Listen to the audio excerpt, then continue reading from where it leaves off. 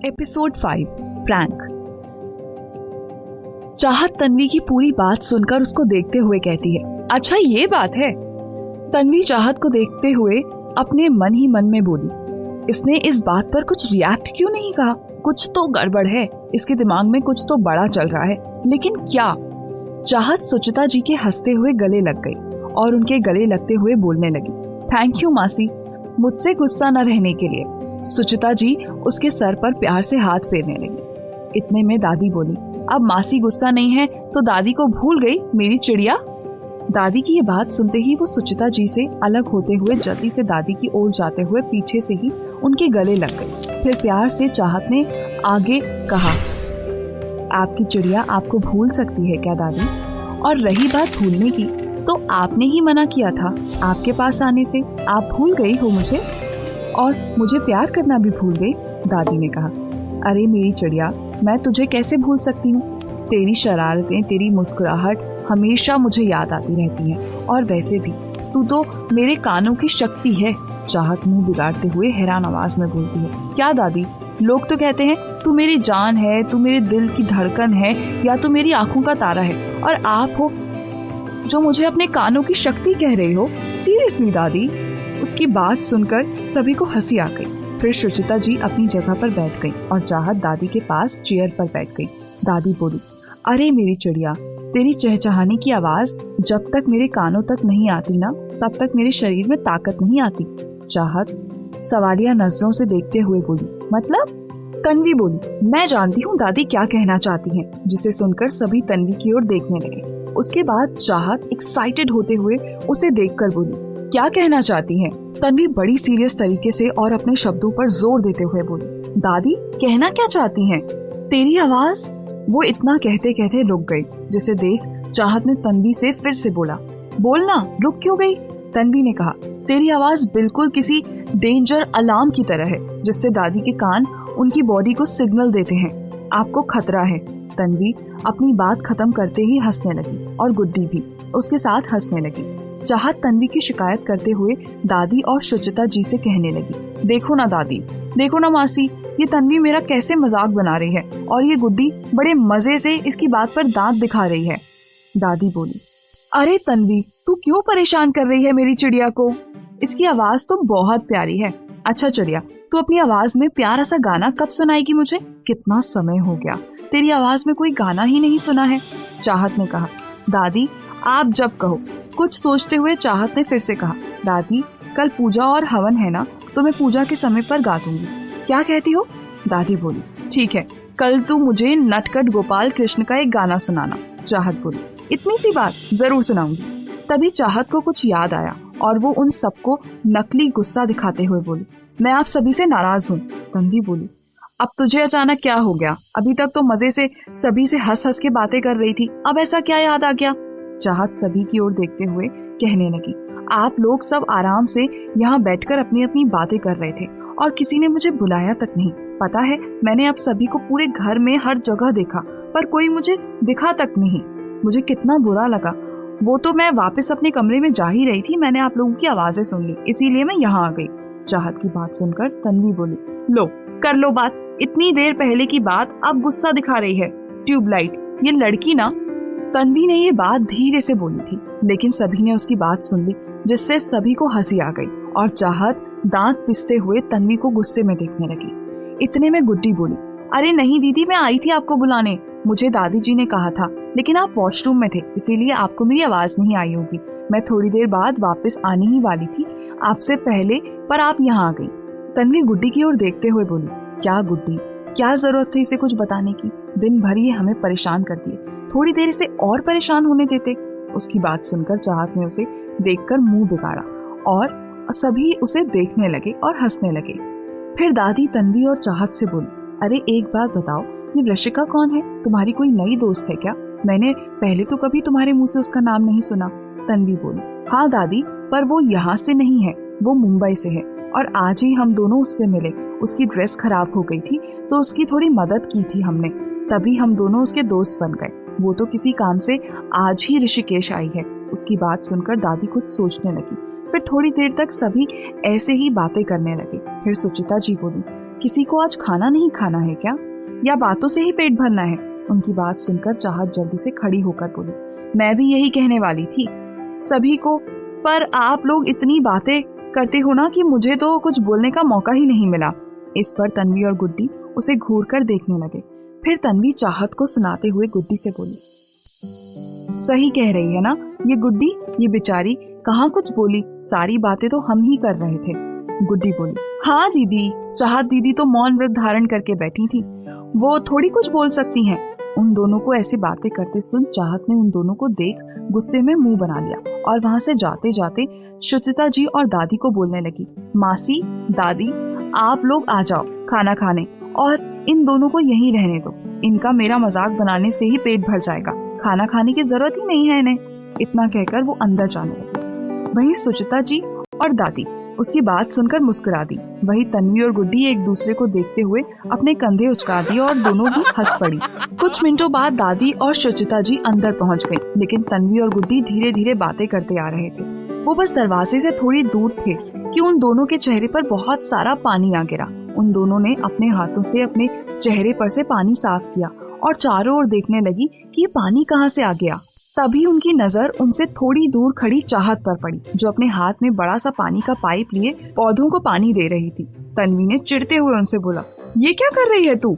चाहत ने अपनी बात पौधे की तरफ देखते हुए बोली, दिखाई नहीं दे रहा, पौधों को पानी दे रही हूँ। तन्वी ने अपने एक हाथ की मुट्ठी बंद कर अपने दोनों आंखों को बंद कर लिया था और फिर चिढ़ते हुए बोली, वो तो मुझे भी दिख रहा है, लेकिन इतनी रात में कौन पौधों में पानी डालता है? और तूने हम दोनों पर पानी क्यों गिराया? देख, पूरा भिगो दिया हमें। चाहत उन दोनों की तरफ देखती है तो तन्वी उसे गुस्से से देख रही थी और गुड्डी उसे हैरानी से। फिर चाहत नौटंकी करते हुए बोली, उप्स, और फिर वो अपने सर पर हल्के हाथों से मारते हुए बोलती है, मैं तो भूल गई थी कि अभी रात हो गई है और रात को पौधों को पानी नहीं देते। चाहत उन दोनों के पास आते हुए पहले तन्वी के चेहरे को अपने हाथ की उंगली से छूती है, फिर बाद में गुड्डी के चेहरे को। चाहत नौटंकी करते हुए बोली, अरे मैंने तुम दोनों को गलती से कितना गीला कर दिया, रुको मैं तुम दोनों के लिए टॉवेल लाती हूँ। तन्वी बोली, लगता है तेरी आंखें चेक करवानी पड़ेंगी डॉक्टर से, क्योंकि तुझे आजकल रात और दिन कब होता है पता नहीं चलता, और टॉवेल की कोई जरूरत नहीं है, हम रूम में जाकर चेंज कर लेंगे। तन्वी चाहत को घूर कर देखती है, फिर गुड्डी को कहती है, चल गुड्डी, अपने रूम में जाकर चेंज कर ले। फिर दोनों जैसे ही जाने लगती हैं, चाहत उनके सामने आकर खड़ी हो जाती है। तन्वी ने उसे ऐसे सामने खड़े हुए देखा तो उससे पूछा, अब क्या हुआ, रास्ते में क्यों खड़ी हो गई हो? चाहत उन दोनों की बारी बारी देखते हुए बोली, तुम दोनों ऐसे जाओगे अंदर, पूरा फर्श खराब हो जाएगा, फिर मासी जो डांटेंगी वो अलग। पहले अपने कपड़े और चेहरा टॉवेल से अच्छे से पोंछ लो, फिर अंदर जाना, यहीं रुको, मैं लेकर आती हूँ। फिर वो जल्दी से 2 टॉवेल लेकर आ गई और उन दोनों को दे दिए। तन्वी अपना चेहरा पोंछते हुए अंदर जाने लगी तो गुड्डी भी उसके पीछे हो ली। वहीं चाहत उन दोनों के पीछे थी, जो चलते चलते हल्का हल्का मुस्कुरा रही थी। जैसे ही तीनों लिविंग रूम में पहुंची, दादी और मासी गुड्डी और तन्वी को हैरान नजरों से देखने लगी। तन्वी को बड़ा अजीब लगा और उसने उन दोनों से पूछा, क्या हुआ मासी, दादी, आप दोनों ऐसे क्यों देख रही हो? फिर उसने अपनी नजर चाहत की ओर की। अभी अभी दादी और सुचिता जी के पास आकर खड़ी होकर मुस्कुरा रही थी। सुचिता जी ने तन्वी और गुड्डी को देखते हुए कहा, ये क्या किया तुम दोनों ने अपने चेहरे को? चाहत हंसते हुए बोली, अरे मासी, मेकअप किया है, अभी अभी ये नया स्टाइल निकला है मार्केट में, अच्छा है ना? इतना कहते ही वो जोर जोर से हंसते हुए सोफे के ऊपर गिर गई। चाहत को ऐसे अजीब तरीके से हंसते देख पहले तन्वी ने जल्दी से गुड्डी को देखा तो वो देखते ही अचानक से जोर से चिल्ला पड़ी और गुड्डी की भी तन्वी को देखकर चिल्लाने की आवाज निकल गई। दोनों अपनी शक्ल देखने के लिए लिविंग रूम में लगे बड़े वाले मिरर के पास दौड़ी। उन दोनों ने जब अपनी शक्लें देखी तो वो दंग रह गईं। उनका पूरा चेहरा काला हो गया था। उन्होंने फिर अपने हाथ में पकड़े हुए टॉवेल को देखा तो वो ब्लैक कलर का टॉवेल था जिस पर ब्लैक पाउडर लगा हुआ था। टॉवेल का कलर ब्लैक होने के कारण वो ब्लैक कलर उन्हें पहले नहीं दिखा। तन्वी चाहत का नाम गुस्से से लेकर उसके पास आने लगी। उसे गुस्से से पास आते देख चाहत सोफे से खड़ी होकर थोड़ी दूर सुचिता जी और दादी जी के पीछे छुप गई। वो उन दोनों से बोली, दादी, मासी, बचाओ मुझे इस खूंखार तन्वी से। तन्वी उसे देखकर बोली, आज तो तू मेरे हाथों से गई चाहत की बच्ची, आज तो तुझे कोई नहीं बचा सकता। वो सुचिता जी और दादी के सामने आकर खड़ी हो गई और चाहत उन दोनों के पीछे खड़ी हो गई।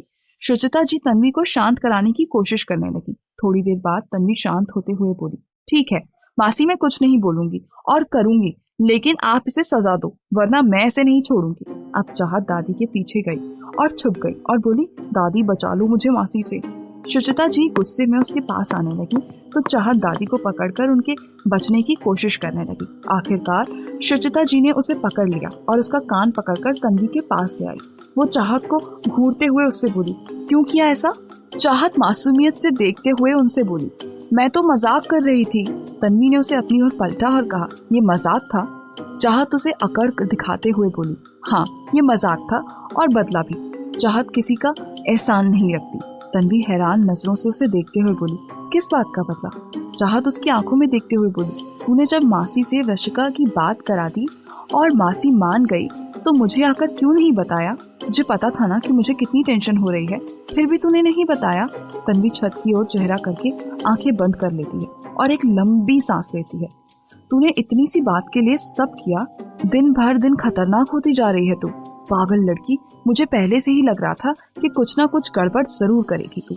चाहत अपनी भौहें चढ़ाते हुए बोली, इतनी सी बात? बस देख, अगर तू प्रेग्नेंट ना होती ना तो बचपन की तरह ही आज भी तुझे पिलो से मार मार के तेरे सारे बाल बिगाड़ देती, लेकिन अभी ऐसा नहीं कर सकती थी, इसीलिए सिर्फ होली ही खेली है। तन्वी उसके सर पर हल्की चपट लगाती हुई कहती है, कितना दिमाग लगाती है ऐसी बदमाशियां करने के लिए। फिर वो हंसने लगी और आगे बोली, बड़ा अच्छा बदला लिया तूने। चाहत उसे ऐसे हंसते देख हैरान रह गई और उससे बोली, तू गुस्सा नहीं है कि मैंने तेरे साथ इतना बुरा किया? तन्वी बोली, बिल्कुल भी नहीं, बल्कि मैं तो पहले भी नाराज नहीं थी। चाहत अपना सिर खुजाते हुए बोली, तो फिर क्या था जो तूने मासी से कहा? तन्वी जल्दी जल्दी अपनी पलकें झपकाती हुई और अपने हाथ से उसकी थोड़ी पकड़ते हुए कहती है, क्यों, तू ही मुझे परेशान कर सकती है, मैं नहीं कर सकती क्या? चाहत उससे बोली, सच में तेरे आइडियाज भी राक्षसों वाले हैं और तू अभी शक्ल में भी राक्षस ही लग रही है। चाहत इतना कहकर उसे मुंह बिगाड़कर दूसरी ओर देखने लगी। तन्वी उसे घूरने लगी। फिर चाहत उसके चेहरे को तिरछी नजरों से देखने लगी। थोड़ी देर बाद दोनों जोर जोर से हंसने लग गई। उन्हें देखकर सुचिता जी ने अपने सर पर हाथ रख लिया और कहने लगी, कुछ नहीं हो सकता इन दोनों का, पता ही नहीं चलता अब इनके बीच में प्यार रहता है और कब झगड़ा। दादी वहाँ खड़े खड़े उन दोनों को बहुत देर से देखकर मुस्कुरा रही थी। उन दोनों के खट्टे मीठे रिश्ते को देखकर उन्हें बहुत अच्छा लग रहा था, लेकिन उन सब से अलग गुड्डी, जो कब से दूर खड़ी हैरान नजरों से चुपचाप सब देख रही थी, आखिर उसके पास आकर खड़ी हो गई। चाहत और तन्वी ने उसकी ओर जब देखा तो वो उन्हें देख ही रही थी। इतनी देर की चुप्पी के बाद आखिरकार वो चाहत से पूछती है, लेकिन दीदी आपने मेरे साथ ऐसा क्यों किया? चाहत उसे अपनी दोनों आंखों से छोटी करके देखती है और टेढ़ी हंसी से हंसती है और उसे छोटे बच्चों की तरह मासूम आवाज में कहती है, तुम्हें नहीं पता मैंने तुम्हारे साथ ऐसा क्यों किया? गुड्डी उसे नाम में सर हिलाकर जवाब देती है, क्योंकि उसे कुछ समझ नहीं आ रहा था। चाहत उसके चेहरे पर हाथ रखकर झट से अपना हाथ हटाकर साफ करते हुए कहती है, थोड़ी देर पहले गार्डन में तन्वी के साथ मिलकर मेरा मजाक कौन उड़ा रहा था, याद आया? उसी का बदला है वो तो। इतना कहकर गुड्डी चुप हो जाती है और अपना सर खुजाने लगती है। फिर सुचिता जी उन तीनों को देखकर थोड़ा गुस्सा करते हुए सख्त आवाज में कहती हैं, जाओ अपने कमरे में और चेंज करके आओ। तन्वी और गुड्डी अपने कमरे की ओर चली गई, लेकिन चाहत उन दोनों के ऊपर अभी तक सोफे पर बैठी बैठी हंस रही थी। लेकिन सुचिता जी की नजरें चाहत को देख ही रही थी और उन्हें देखकर परेशान और उदास हो रही थी। उनके चेहरे पर उदासी चाहत ने तो नहीं देखी, लेकिन दादी को उनके चेहरे पर उदासी साफ साफ दिख रही थी। वो उनसे पूछना चाहती थी, लेकिन वहाँ चाहत थी, इसीलिए उन्होंने उससे बाद में पूछना ही ठीक समझा। फिर दादी सुचिता जी के पास जाकर बोली, जब तक वो दोनों चेंज करके आती हैं तब तक एक फोन कॉल करके आती हूँ। फिर दादी वहाँ से चली गई और अब वहाँ सिर्फ सुचिता जी और चाहत ही बचे थे।